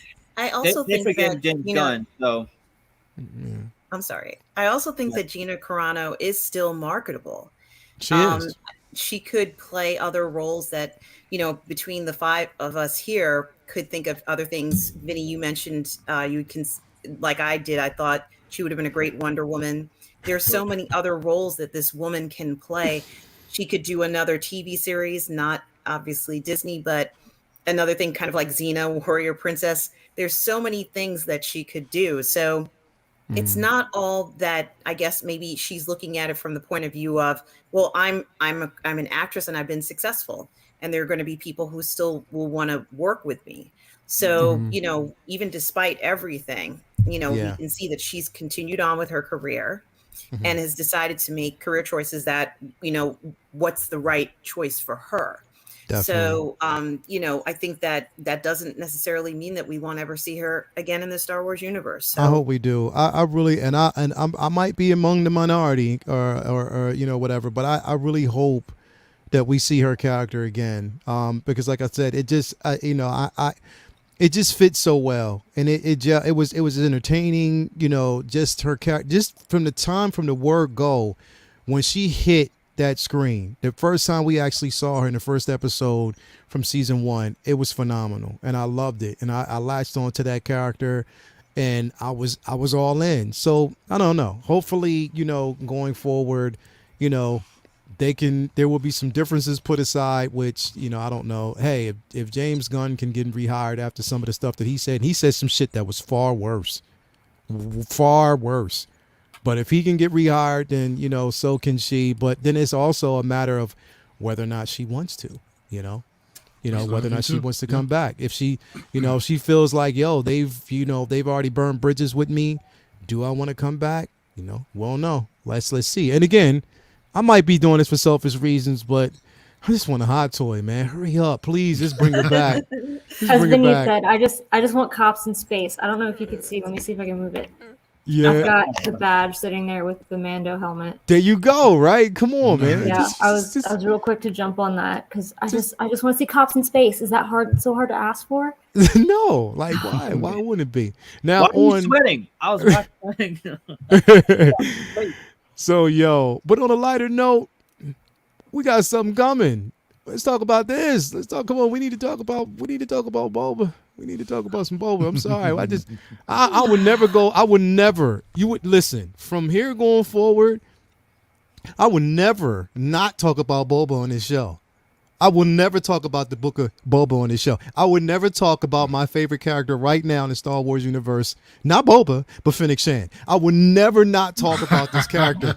I'm telling you. I would never not talk about Fennec Shand, bro. I am in love with this character. I am so in love with this character because of how her arc. Yo, bro, I cannot wait. I cannot wait. Ladies really made an first. impression on you, man. Yes, bro. From just the second season and that episode of her and Boba, bro, and she held her own, bro. Like she held her own, and she is an incredible character. I love this character. Cece, I'm gonna let you go first on this. What do you think about? Are you anticipating this show, man? Do you enjoy it or what do you counting the think? days. Like I don't want 2020 to show up that fast, but I'm like, oh, but if it does, then that means this is going to come out right before we see 2020. So I'm all about it. Yeah. I did watch today. It's only 22 minutes long, but Disney Plus has a documentary called Under the Helmet. Mm-hmm. And it's about it's very, again, 22 minutes. I wish it was like 2 hours long. But it was about the creation of Boba Fett and the character, and I think most people know by now that he ended up being such a badass looking character in the 6 minutes and 32 seconds that he was in on film, because they had so much time to develop him between New Hope and Empire Strikes Back, and they've been killing it with those TV spots. Oh my gosh, they just look incredible. I think he looks like such a badass in the few scenes we've seen him in. My concern is I'm pretty sure, have they confirmed that this is a mini series? Mm-hmm. So it's a limited series. It's probably only maybe like it's only right now. I don't know Okay. because they haven't specifically said that it's a a limited, that it's only limited to this. It could go on. It could go because the thing is, I guess it depends on how well this. Well, no. It can't depend on just how well this first season goes, because if it was already greenlit, then they know there's potential. So I don't know. I would hope that they would continue on, because to be quite honest, the way I'm looking at this is just quite simple. We had Mandalorian, we're getting the Book of Boba. We were supposed to get the Rangers of the New Republic. We have Ahsoka coming. We have certain shows that I think, mainly the big three, which is Book of Boba, Mandalorian, and Ahsoka, all these, and not so much Obi-Wan or but I think the big three, I think that they're going to do these shows separately, and then it's going to tie in a nice bow in the very end. I think that we're going to see these shows, and it's just going to tie up and finish up in the very end the way they want. But I would hope that this continues on. It would be good if it did. But yeah, I'm very hopeful. What do you think about it? Like, what do you think? I know you're anticipating this show. I have so much excitement associated with this show. And of course, when they had announced the show, initially, let's say a long time ago, I had no idea that Fennec Shand was going to be associated with Boba Fett. And we saw such a beautiful precursor for, let's say, the Mandalorian series, introducing us to Fennec a little bit more and Boba more in sort of like season 1, when we heard him or at least saw where he went to meet and rescue Shand. And to be honest with you, I think that what's so nice about it is that as Ming-Na Wen commented, how now Shand sees the point of having an ally. And, they both have these near-death experiences, which were, quite unexpected. And they can understand what it means when, there's no one there to rescue you, what happens to you. Mm-hmm. But then having this remarkable recovery, being able to go through a near-death experience as a bounty hunter, which would seem to be a normal situation for a bounty hunter, but it's obviously was very life-changing for both of them. But also, I think that the alliance of the two of them will bring out the best in each character. Yeah. And if you look at Boba, we've actually had a great different types of representations of Boba that we've seen in The Mandalorian, where he's, he doesn't have his armor, then he gets his armor. It doesn't fit him quite right. Now look at this picture. He is tight. Everything is where it belongs. And you can see Fennec kind of looking and peering out and saying, no matter what happens, I'm good. I've got his back. He has my back. Exactly. And this is going to be a completely different view that we're going to see of him now, because as people have said, he's going to become a leader, or we're anticipating him becoming a leader. Something that I am very curious about is that when the Mandalorian series was introduced, nobody had suspected that we were going to be thrown a curveball like Grogu. And so I'm wondering, what curveball will they throw in the book of Boba? Obviously I'm hoping it's not going to be, a child or anything like that, but we did know Fennec Shand was looking after Omega for a little while, wasn't she? I mean, she was sort of like, this person who was following the Bad Batch, more or less. And someone said, hey, you better look after Omega. And she was assigned to do that, or some association with Omega. So I'm hoping that perhaps it won't be a child, but we're going to get such an incredible introduction of something like that. Hopefully something as impactful. But I also wanted to still be hardcore, because I want to see fighting scenes. I want to see, even though he wants to rule with respect, I would like to see some physical, altercations. I know that that's probably very negative, right? But I want like Robert Rodriguez's idea of ruling with respect. Yeah, and that's what I think we're gonna get. Yeah. And we know That's what I think we're gonna get. What is it, 2 or 3 episodes? Everyone, they said that Robert Rodriguez would be directing on this series. So we know that we're going to get that bone crushing, skull breaking, torpedo shooting, visor, everything. I want to see everything work. I want to see people, fight as to their potential. And I also want to kind of like look at it from the point of view of, what Fennec is going to bring into this now. Because, now we're seeing her, she's now officially they're together now. She's not going to run off. She's not going to say, I just have to go off on my own now. No, she has an allegiance. This is an alliance that feels permanent, doesn't it? Yeah, it does. I cannot wait. Vinny, I know, listen, Vinny's love for Boba spans generations, beyond generations. If you see his house, then you'll understand why I say his love for Boba expands past beyond the outer realm, bro. Like literally, like this is his character. So Vinny, I'm not going to say anymore, bro. What's up, bro? Yeah, Leo knows how I feel about Boba, and we've had many discussions. He's seen some of the stuff around my house for Boba. It's like 41 years in the making, and seeing Boba Fett on The Mandalorian last season was just, I don't know, like a dream come true that I never really thought I'd get to see. And I mean, I'm glad I was by myself when that it's like when Slave One shows up. When Slave One shows up, and you see that sonic explosion, and the audio goes out, and then all the fight scenes he had, and just incredibly badass. It's I don't know. It's hard to explain just how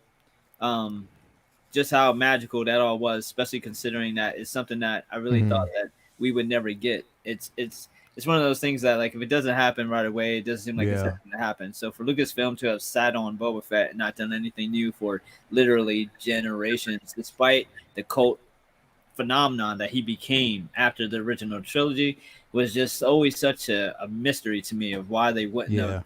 Like literally it was a license to print money, and they just really never did anything with the IP, and like never did anything with it.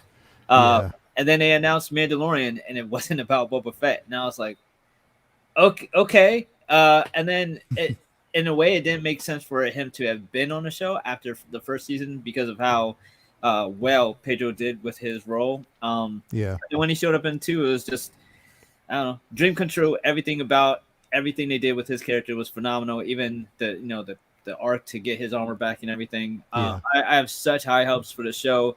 Literally, one of the knocks on the character over the years is that it just looks cool. But if the biggest knock that you can say about a character is just him standing there absolutely doing nothing, not a damn thing, and he still looks cool and amazing, then how can you go wrong? Like literally just the physical character design of him is going to be phenomenal just in and of itself. Yeah, so visually, definitely. I'm beyond excited for the show. And Tamura is just he's He's a amazing. beast. And he deserves this. He He gets deserves it. this. He's been waiting for the call. He's said since Attack of the Clones, he's been ready and waiting, and he had his moment and he ran with it. And It's I his can't time wait. to shine. There's so much. It's his time to shine. There's so much that they could do with that character going forward. There's so much that they could flash back to. I mean, if we see concussion grenades going off in the Sarlacc pit and Dengar picking them up, my head might explode. I mean, we've all, the biggest fans have read the books trying to get more Boba Fett fixes over the years as much as we could. And I just can't wait. I mean, December 31st, you already know. You're taking too long. You're taking too long. December 31st, this be tomorrow. Come on, man. Yeah. 29th. Yes. Tonight, right? 29th. I already made your day better. It's not Tonight, right? Let's go. Let's go. Mario, man, like it's Star Wars, bro. Before I actually do that, I do want to address this $5 super chat that we actually got from did we get two of them? Yeah, it was two that actually I saw here. I'm sorry. I think you received 3 of them, bro. It was 3. That's what I'm trying to go back. I think it was one from oh man. I think I found them. I think I got them. One was from Chess Verdon. Thank you for coming. He's like counting down to the days till this show. So hype. Me too, man. Definitely. Thank you for that. Then we got another super chat from OG fan when Star Wars was just Star Wars. I stand with your pledge, Lael. All Boba, all the time. Boba Fett is the most feared bounty hunter in the galaxy. Must have all Boba Fett great shows. Thank you. You already know that. And then we got a $2 super chat from OG when Star Wars was just Star Wars. Hot Toys drop Phoenix Shan. What? Now? No, he's asking for it. No, they're asking for it. Oh, okay. Don't That's play all. with No, me. they didn't do it. They didn't do it. He's just wants them to do it. I thought Drop the it same when I now, read that please. Just what? Yeah, I was about to say 2 for me, 3 for you. You already know 2 for me. Yeah, and 3 for me all day. Leo's no, about to man. log off and go. Believe I me, was about to. I already jumped on the page to go look. I would have given you guys a heads up if that was really a thing. Oh my So, God, bro! I was about to have a heart attack. Jenna says Boba will rule with respect. Always. Exactly. yeah, man. Oh man, curveballs guaranteed. Jada, he said. So, Jada, we talked. So, you already know what you showed me had me in tears, like literally in tears of joy. So, then we got another $2 super chat from OG when Star was. He said May 25th, 1983, a day that was long remembered. You are right, definitely. Mario, yes. You go, bro. Because like I said, I mean, we're just getting. I think I'm just overly excited because we're just getting Star Wars material, bro. Aside from the simple fact that you have the greatest beard on the planet. What do you think about this show, bro?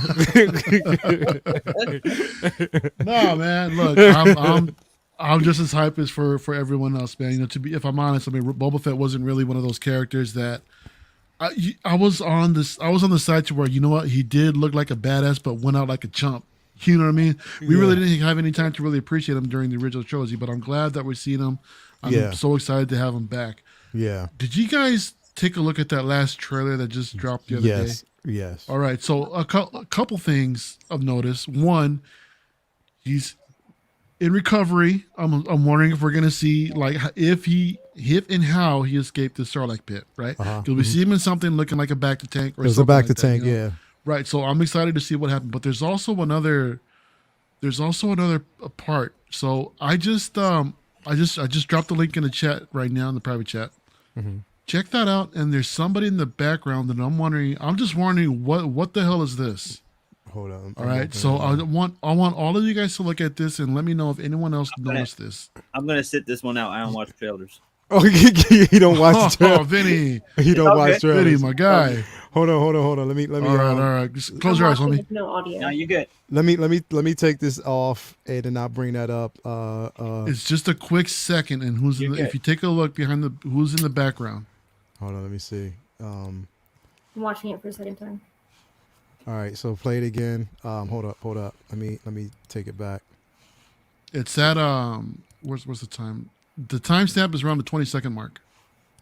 20-second mark. 20-second mark, yeah.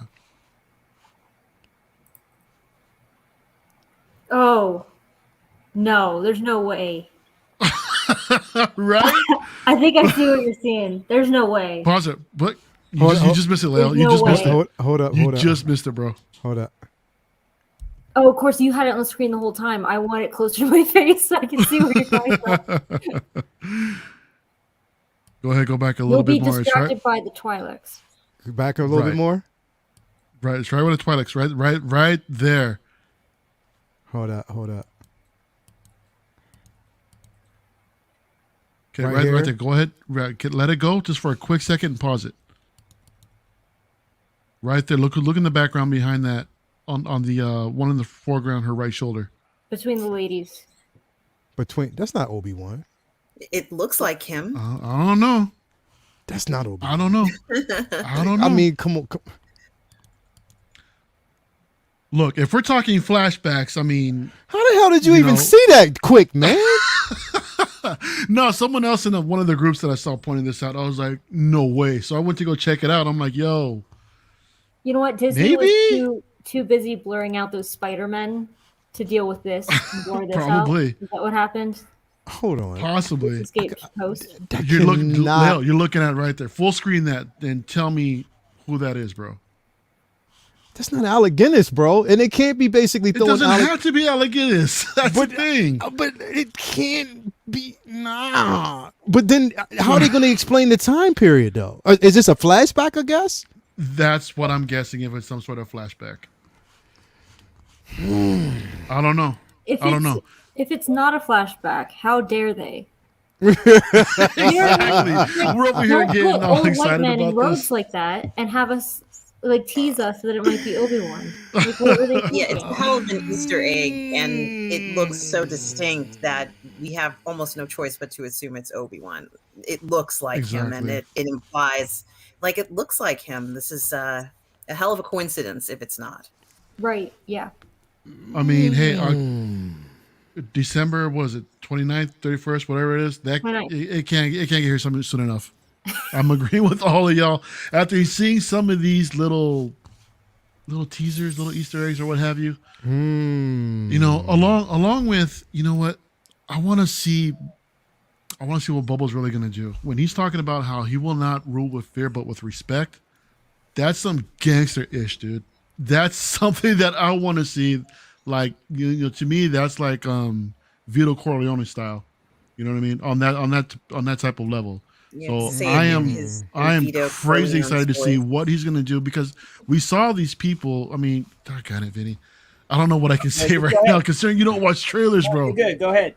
All right, so we saw how some of the people that were under Jabba, how they reacted to him. Like, you know, who are you? What's to stop us from killing you now? Yeah. You know, and I just want to see where that 180 is, when that 180 is going to happen. You know, and there's so much that's going on in these trailers. It's like, man, I can't wait. I am so excited. I'm so excited to see what's going to happen. So, Well, and I know, Mario, I know you're a Game of Thrones fan. oh yeah, Part of me thinks like almost like Daenerys. We're like, I'm gonna rule with respect, and like the people are gonna love me, and then we also saw where that went. She's gonna go Game of mad? Thrones has its own problems, you think but so? I think it's early reign kind of stuff to say like I'm gonna rule with respect and all that kind of stuff, and then it quickly turns into a dictatorship. Because like I don't know how you guys feel, but I still feel like I want Boba Fett to be feared. Because we've always Yeah. thought he was this badass, and we finally got to see it in The Mandalorian. I don't want to find out that he's really just this diplomatic politician. Yeah. Like kind of, I kind of But want no. to see him. Yeah. See, Boba Fett's that's the thing. With that Fett's fear a comes helmet. respect. Yeah. That's what I'm saying. Yeah. So for him to get to that point, he has to like install fear into Yeah. everyone else Yeah. that's around him. Yep. And that's what I think it that's is. what I'm It's looking not forward going to to. be his perception of, and his terminology of respect.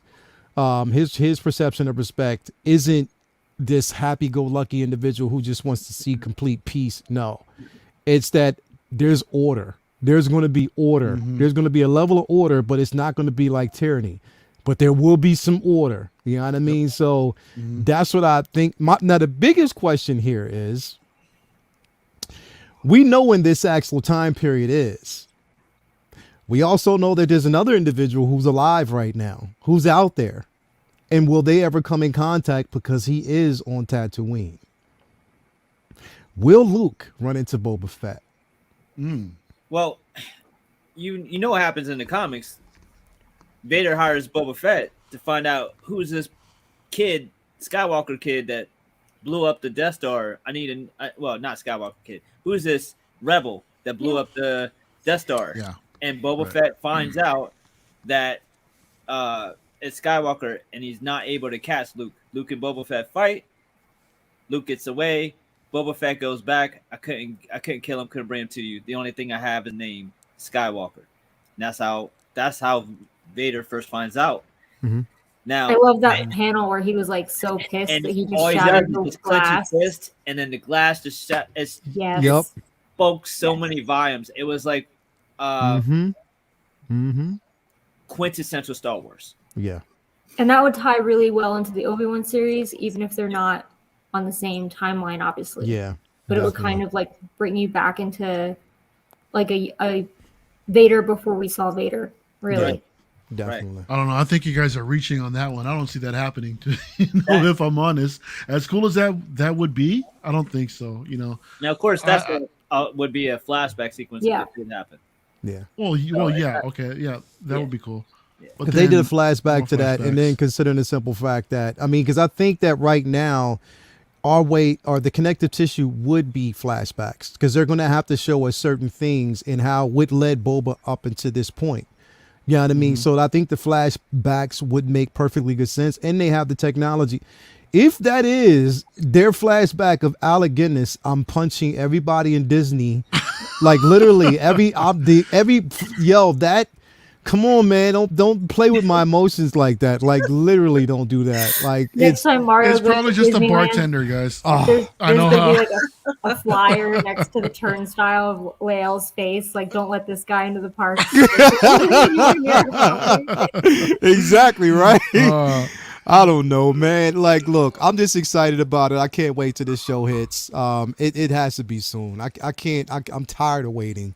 Like, it has to be now. But I'm so glad and excited that I wish it came before Christmas, but I know they got to actually let, of course, Hawkeye finish up. And that's a good show, too. Yeah. So I'm definitely excited about that. But, yes, I cannot wait. I know everybody out in the chat, y'all can't wait. I'm right there with you guys. And, yes, I think we had we had a $5 super sticker from S Beam. Sean Beam, thank you for coming through, man. I do appreciate that. I definitely do.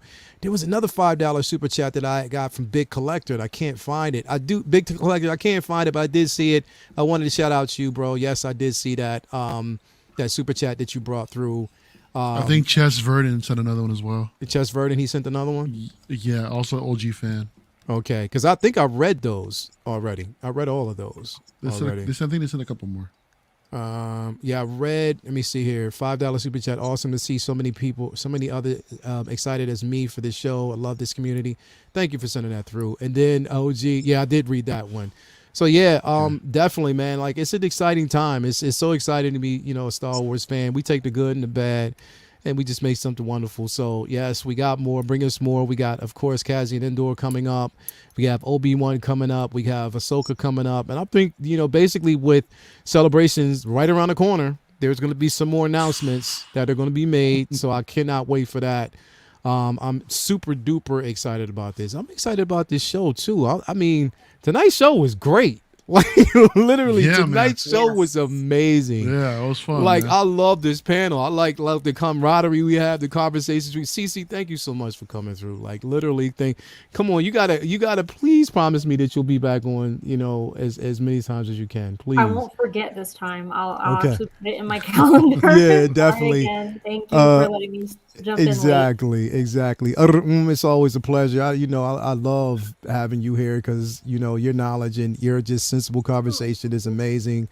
Vinny, bro, now that you know that we don't talk about just figures, bro, What's up? I'll be here as often as you want me, bro. Okay, then that's all I needed to hear, bro. Straight up, because literally that's what we need. More Star Wars fans, more Star Wars conversation. Again, this show, of course, literally people don't really know, they don't understand, but this show would not and could not be possible, would not have even came into fruition if it wasn't for Mario.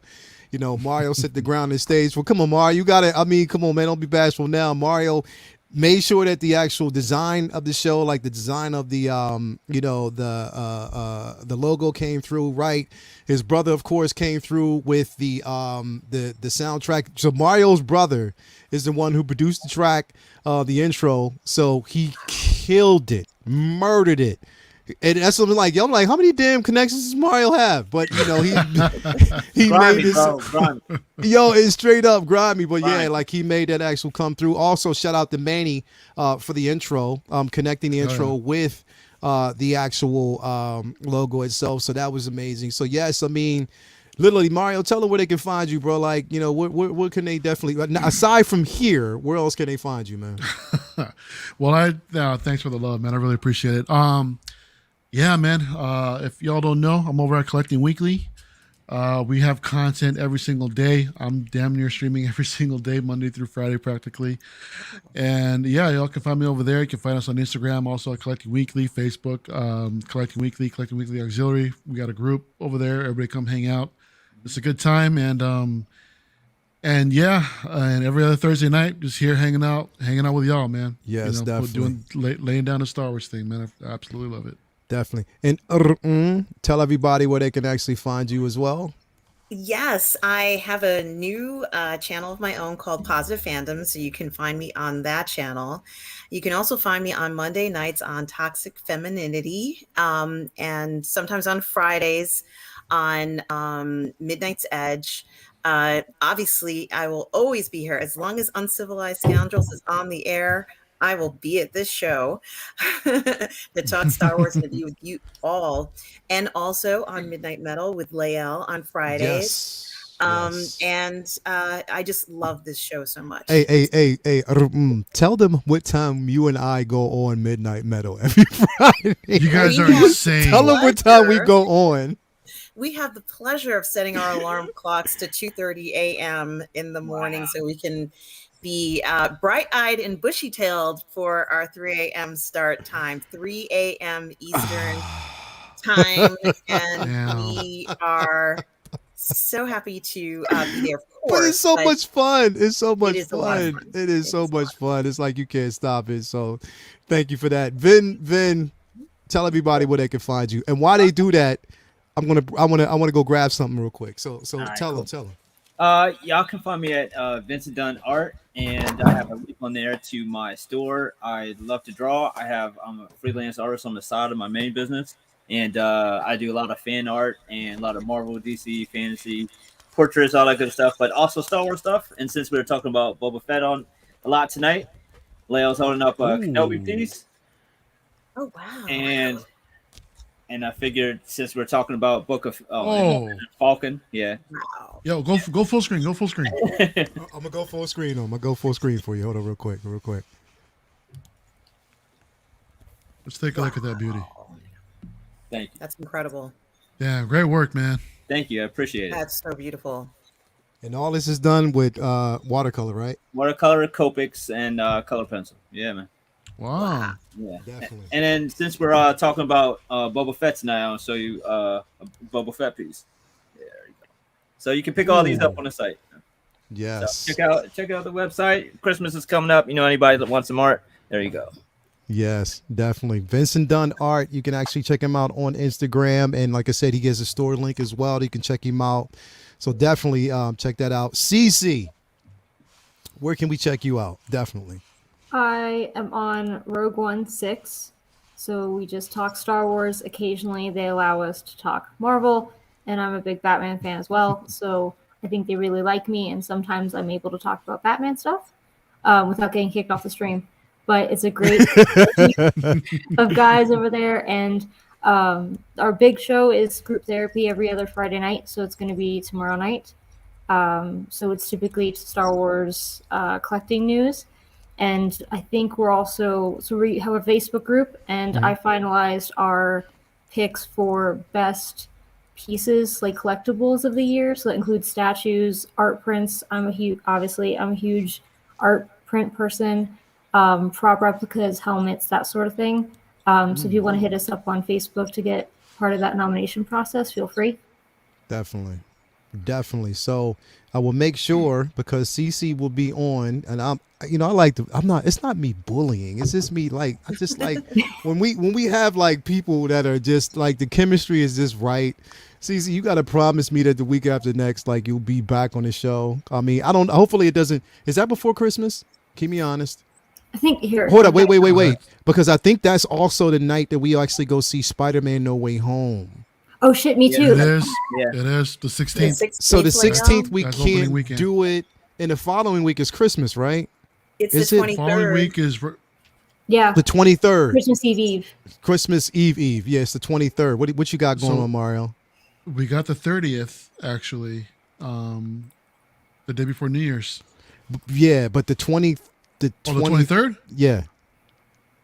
Might be able to make it. Might be able to do something. What Figure it you out. think? We gotta do a Christmas I special, will bro. be there, Either way, let's Lil. just do it. Let's just Let's do Come on, it. Cece, Let's can go. you please come? Can you please? Yes. Or I was Okay. thinking maybe, so of course I could do the 23rd because I don't have a social life, but the 30th would be beneficial maybe if we wanted to discuss the first episode 30th. of Book of Boba. 30th would be perfect. 30th. All right, I'm down because I have nothing else. Let's do it. Yeah, be regardless of what we perfect. do in between, the 30th should definitely be, because that gives everybody a day to watch it 18 times like I will. Okay, then that's the date. So basically, we can do the 23rd. But if we talk about it and we want to pass on the 23rd, at least you know we actually have the 30th. So keep those two dates in mind, everybody out in the chat. This is basically when we'll be back. I would like to thank this amazing panel because, like I said, it's like, yo, we have shows and we're saying like, yo, this is the best show. But I just think we just keep topping it. And I think tonight, I don't know, it was just special, bro. Like the chemistry was just incredible. We talked about Star Wars. We hammed it up. I just love it, man. So like, I mean, I can't say enough. This panel's awesome. CC's awesome. U's awesome. My boy Mario's awesome. Vinny's awesome. Like, come on, man. It is what it is. It's good company. Straight up, and Mario still has the best beard in the universe. So I'm let me actually address the chat real quick. We have Absolute Irwin. Thank you for coming through. Carbonite Kid, Ryan R, single songwriter, of course. Tom J.R. Jackson, thank you for coming through. Let's see here. Bloodsport, as always, thank you for coming through. Tobar Racy, I think I said Absolute Irwin. Malachi Mabane, Kinky Sphincter, thank you for coming through. You know, he's like Vinny, because like I said, everybody sees that work and it's like, yeah, Vinny's work is incredible. Come on, I already knew that. Let's see here. Ryan R. William Owens, thank you for coming through. As always. Yeah, like this romper room. That's just how I feel, bro. The romper room. That's just how I feel. Joey Dawg, thank you for coming through. OG fan with Star Wars was just Star Wars. As always, it's a pleasure, man. Tom J.R. Jackson, I think I said that. Let's see who else we got. A Big Collector, thank you for coming through. Max Geekdom, as always. Carbonite Kid, thank you for being here. Jetta Patrol, thank you for stopping through with the comments, man. As always. Let's see here. The Ben Cave, thank you for stopping through. Collectible yeah, Ben Cave, man, definitely. Dar, she came through. Dar, the matriarch, thank you for coming through. I didn't even see her in there, but I'm glad she came through. Ryan R. Let's see what else we got. S Beam, thank you for coming through as always. Let's see here. We got collectible chats. Thank you for coming through. Let's see who else do we have. We had quite a few people that actually came through here tonight. Look, if I haven't, hey, Cuervo 383, thank you for coming through as always. Again, my baby Latoya T, thank you for coming through. The Deputy, thank you for coming through. Everybody who basically contributed tonight, you know, and making this show the success it is. I do thank you for actually being a part of this. As always, we welcome you. We welcome all likes. It doesn't matter who you are. Come on, man. Let's just make it in just like an eternal greatness in this channel. So again, thank you all for coming through on the behalf of everybody on this panel, on this amazing panel. We love you guys. Celebrate as always. The force be with you, and always remember, be an uncivilized scoundrel. You can every day, all day, and we love you. That's what it is. all day. Peace. So uncivilized.